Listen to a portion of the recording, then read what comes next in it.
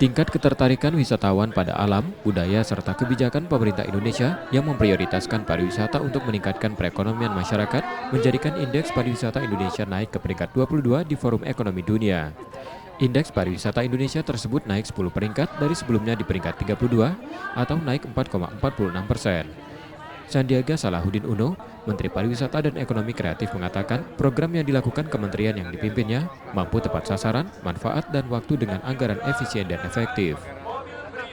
Indikator yang kita mendapat peningkatan yang signifikan itu adalah indikator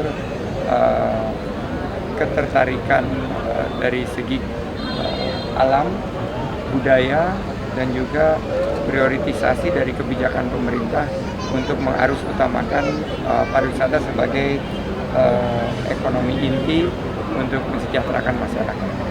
Seberapa persen Pak naiknya yang Kita naik 10 peringkat, sekarang menuju 21-nya. Jadi terima kasih Sumsel juga menjadi bagian daripada penguatan sektor pariwisata.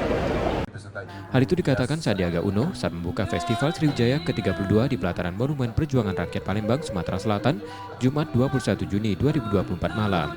Festival bertajuk The Spirit of Sriwijaya itu sudah 4 kali masuk dalam Karisma Event Nusantara yang jumlahnya 110 event di Indonesia. Festival yang digelar tersebut, selain untuk menghargai nilai luhur sejarah Kerajaan Sriwijaya, juga untuk mempererat persatuan melalui pertunjukan seni dan budaya.